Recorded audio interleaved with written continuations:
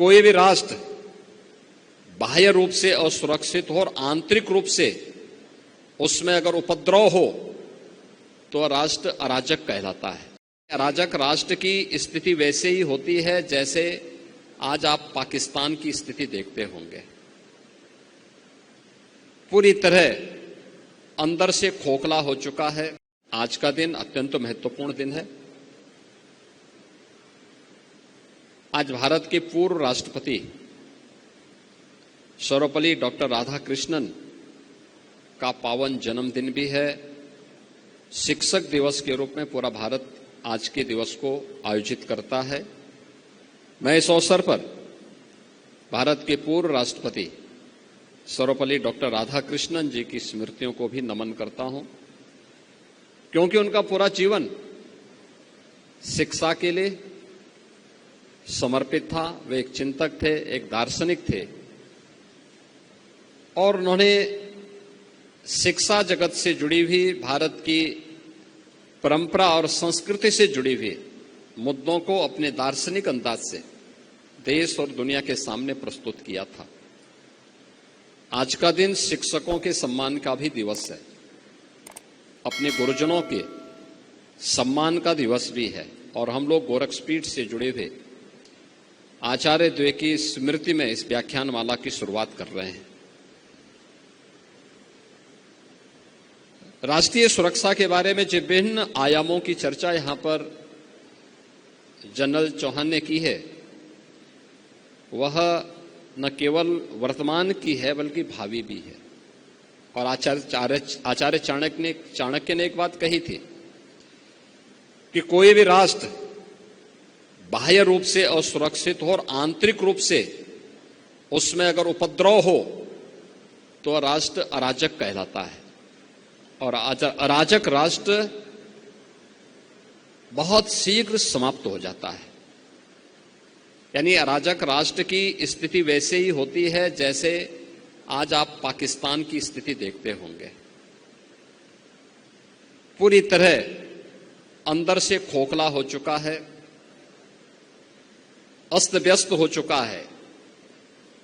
ये अराजकता किसी भी राष्ट्र को दुर्गति के कगार पर ले जा करके उसके अस्तित्व के सामने प्रश्न चिन्ह खड़ा कर सकता है। भारत इस दिश से प्राचीन काल से ही बहुत सजग रहा है, सतर्क रहा है और उसकी सुरक्षा के लिए उस प्रकार के तौर तरीकों को अपनाने की एक प्रवृत्ति भी रही है। वैदिक कालखंड से ही हर भारतीय को इस बात की शिक्षा दी जाती है कि धरती हमारी माता है, हम सब इसके पुत्र हैं। माता भूमि पुत्रो हम पृथिव्या। धरती हमारी माता है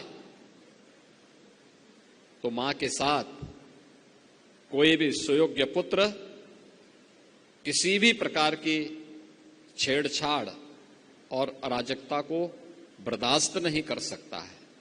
कोई भी पुत्र नहीं कर सकता है। अगर भारत की आन मान और शान के साथ कोई दुस्साहस करेगा तो हर भारतवासी उठ करके खड़ा होगा। और यही तो प्रभु श्री राम ने हम सबको कहा था। उनका उपदेश इसी बात को लेकर के, जब उन्होंने जंगलों वन के दिनों में, जब वनवास उनको हुआ वन के अंदर, और उस समय की भारत की सबसे बड़ी चुनौती जो थी, वे जो राक्षस थे, रावण के राक्षस थे, उन राक्षसों के उत्पात के बारे में, उनके उपद्रव के बारे में जब उनके सामने इस बात को रखा था तो उन्होंने एक ही संकल्प लिया था। तब उन्होंने कहा था, भारत की विद्वत शक्ति के सामने उस समय उन्होंने एक ही संकल्प लिया था, निस्सरहीन करो मई मुझ उठाए प्रण कीन। यानी एक ही प्रण किया था कि मैं इन राक्षसों को पूरी तरह समाप्त करके इस धरती को राक्षस विहीन करूंगा। ये राक्षस विहीन करने का मतलब उन उपद्रवी तत्वों को जो हमारी राष्ट्र की सुरक्षा में सेंध लगा रहे हैं, इनसे अपने राष्ट्र को मुक्ति दिलाऊंगा। यह संकल्प राम राज्य की आधारशिला बनी थी।